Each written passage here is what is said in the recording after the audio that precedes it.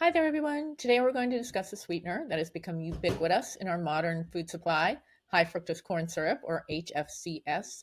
And over the next 30 minutes, we'll explore what HFCS is, how it affects our bodies, and where it hides out in our food supply, both in the obvious places and in foods where you just might not expect to find it. So, the story of high fructose corn syrup is tied closely to our changing dietary patterns over the last few decades. Since its introduction in the 1970s, high fructose corn syrup consumption has risen dramatically, paralleling increases in obesity, diabetes, and other metabolic disorders. While correlation doesn't equal causation, there's growing scientific evidence about the specific ways high fructose corn syrup impacts our health. Let's start with the basics. Always a good place to start, right? What exactly is high fructose corn syrup? HFCS is a liquid sweetener made from cornstarch. The production process involves several steps. Cornstarch is broken down into individual glucose molecules, creating regular corn syrup. Enzymes are then added to convert some of this glucose into fructose. This creates a mixture of glucose and fructose in free form, so they're not bonded together. Usually in nature, they're bonded together. The high in high fructose corn syrup refers to the fructose content compared to regular corn syrup or compared to fruits. Regular corn syrup is 100% glucose, and high fructose corn syrup, of course, is split. And how is it split? Because that is important. HFCS 55 is 55% fructose and 42% glucose. And that's primarily used in soft drinks. HFCS 42, as you can only imagine, right? 42% fructose and 58% glucose. And that's used in many processed foods. So let's do a little comparison, right? Table sugar or sucrose is 50% fructose and 50% glucose. But these molecules are chemically bonded together, unlike high fructose corn syrup, where they exist separately. So they're just in free form. This structural difference may be significant for how our bodies process these sweeteners. We do believe that, and more recent research is showing that. High fructose corn syrup became popular with food manufacturers for a kind of a myriad of reasons. It's less, believe it or not, after all that processing, it's less expensive than sugar, like cane sugar. It seems to extend shelf life of processed foods. It's easier to blend and transport. It enhances browning in baked goods. You know, that crusty brown on the top that everyone loves, right? It provides a consistent sweetness profile over and over again. So that's why it's being used so readily. And it differs from other sugars. And I think this is really important. It's really a key point of scientific interest, particularly table sugar or cane sugar. And that primary difference is in its structure and composition, right? Table sugar is 50% glucose and 50% fructose, and the molecules are chemically bonded together. High fructose corn syrup contains free, unbounded glucose and fructose molecules. The HFCS 55 has more fructose than sucrose and glucose, right? More fructose than sucrose. And when we consume it, digestive enzymes, especially, okay, so if we're consuming, say if we're consuming sucrose, right? Our digestive enzymes have to break the chemical bonds between the glucose and the fructose before our bodies can absorb it, and that slows the process of its uptake. And that's important to kind of keep in the back of your head.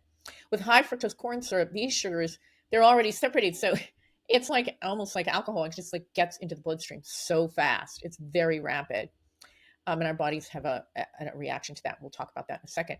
The slightly higher fructose contents in HFCS 55 may also be significant because fructose and glucose are metabolized differently in our bodies. Glucose can be used by virtually every cell for energy. Fructose is primarily metabolized in the liver. So, fructose metabolism, especially high fructose metabolism, bypasses key regulatory steps that glucose actually goes through. And these metabolic differences form the foundation for many health concerns about high fructose corn syrup. And we're going to explore that next, okay? So, our livers bear the primary burden of processing fructose, especially in high fructose corn syrup. And excessive consumption can lead to several issues. The first, and the one that's really disconcerting, is called NAFLD, or non alcoholic fatty liver disease. And studies show high fructose corn syrup consumption increases liver fat accumulation through enhanced lipogenesis, which means the creation of fat. Unlike glucose metabolism, high fructose metabolism bypasses key regulatory steps, allowing for unregulated lipid production. Um, the other metabolic issue is insulin resistance. High fructose corn syrup consumption can disrupt normal glucose regulation even without weight gain. Research demonstrates that fructose does not, especially high fructose, does not stimulate insulin secretion the way glucose does, yet paradoxically contributes to insulin resistance over time. Also, high fructose corn syrup um, increases uric acid levels, contributing to metabolic syndrome features like hypertension and dyslipidemia. Elevated uric acid is also linked to gout, other inflammatory conditions, and even the formation of stones and crystals in the body, or crystallization in the body. And high fructose corn syrup promotes the accumulation of visceral fat. That's the fat around the abdomen. And it's dangerous because it surrounds the organs, and it's really the bad fat, right? That's the stuff we don't want. High fructose corn syrup may influence weight gain through other mechanisms other than just direct. One of the things that it does is it impairs satiety signaling. So all of you who have appetites that rage out of control and you just can't seem to get the reins on it, and you feel like, oh, I don't have any willpower. That's not what's going on. Unlike glucose, high fructose fails to properly suppress appetite regulating hormones like ghrelin, which stimulates hunger, and doesn't stimulate leptin, which signals fullness effectively. So that's hugely problematic, right?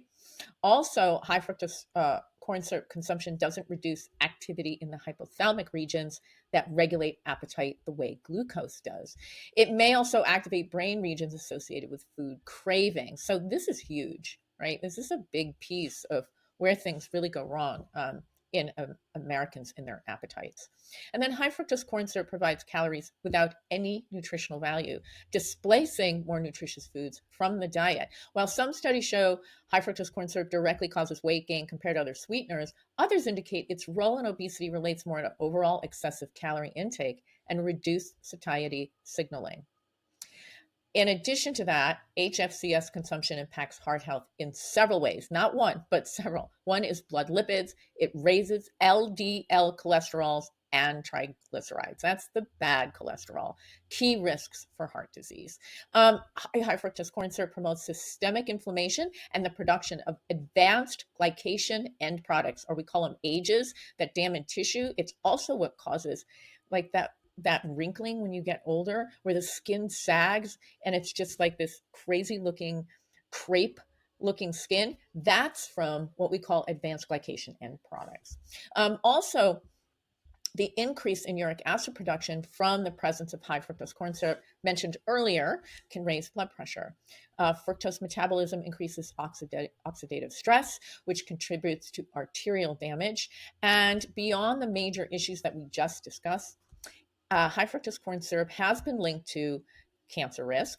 Animal studies show that HFCS may accelerate colorectal tumor growth, particularly in high-risk individuals. Like other sugars, HFCH contributes to tooth decay and dental health issues. Diets high in HFCS containing foods tend to be lower in essential nutrients, so we have nutritional displacement. And then research is now suggesting that HFCS can change dopamine signaling in the brain, potentially driving compulsive eating behaviors. And that's very interesting recent research. Common sources of HFCS is really important because there's a lot hiding in our food supply. So let's explore that. The obvious sources a lot of people know, right? Soda is perhaps the single largest source of high fructose corn syrup in the American diet. A typical 20-ounce bottle contains 16 teaspoons of high fructose corn syrup. Fruit drinks and punches, most non 100% fruit juices contain HFCS as their primary sweetener. Sweet baked goods like commercial cakes, cookies, pastries frequently contain high fructose corn syrup.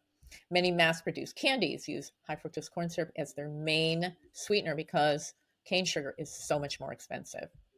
Flavored yogurts, ice cream, frozen yogurt often contain high fructose corn syrup. Many cereals, particularly those marketed to children, and those breakfast cereals contain significant amounts of high fructose corn syrup. This one's very true and problematic. Energy drinks and sports beverages often contain HFCS along with other sweeteners. And with all those that are kind of obvious, and you can read it on, because it'll say corn syrup. That's what it'll say on the, it won't say HFCS, it'll just say corn syrup. Okay.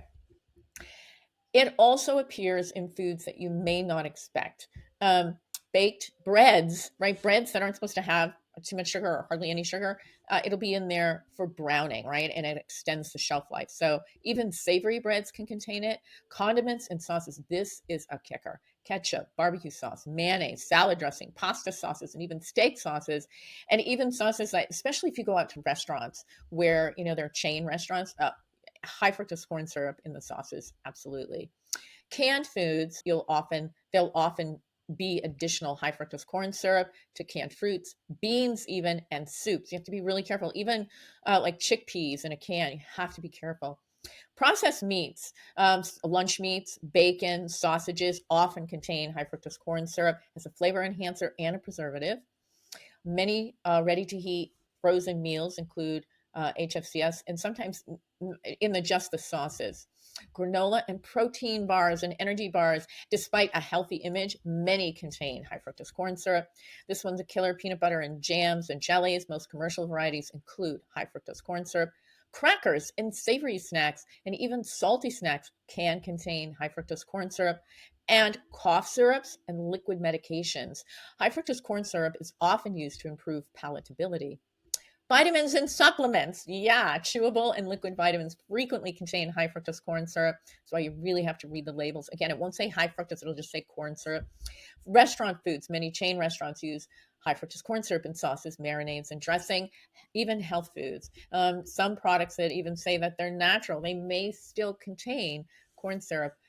So you got to read labels and you have to check. It is really crucial.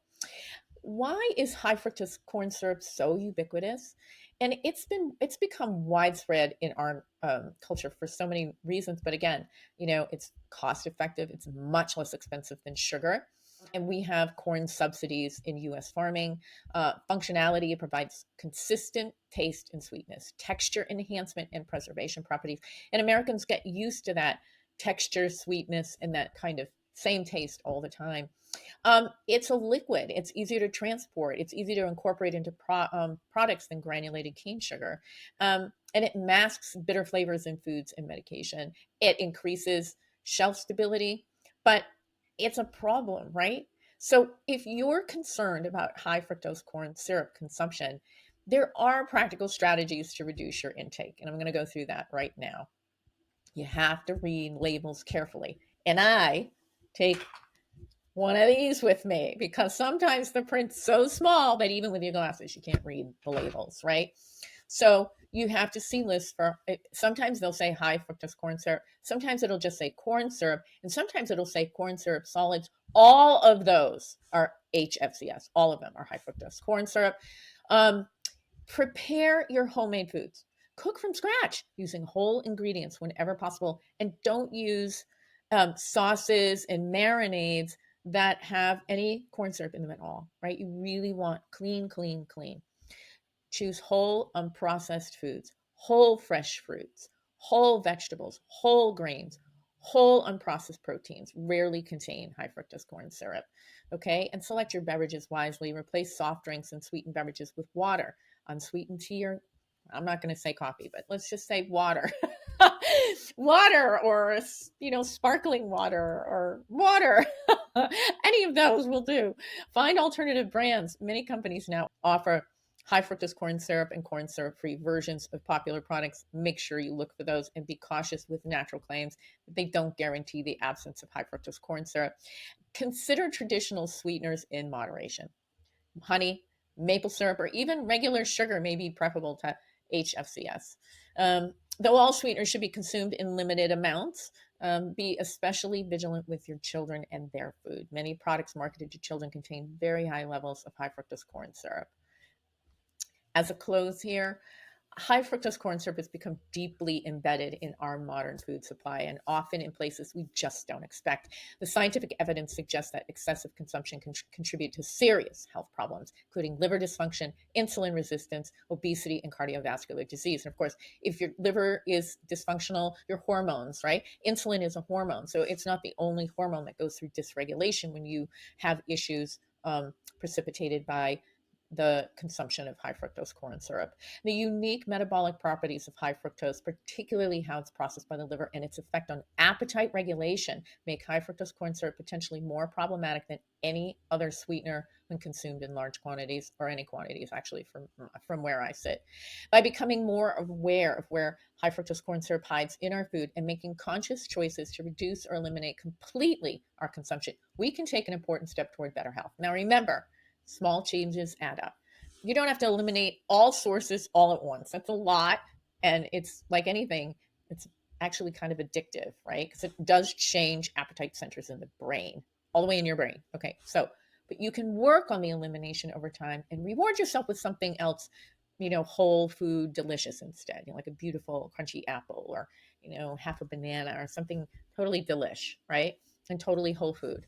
And I hope this reminder about high fructose corn syrup was helpful. I know a lot of people know high fructose corn syrup, bad, right? But they aren't looking for hidden sources. So it's very helpful to really keep that in mind. And if you have any questions or concern, please, please, please don't hesitate to reach out to me anytime. If you'd like the references and the citations for this video, we're more than happy to make those available. Take good care of yourself, and I hope to see you soon. Bye-bye.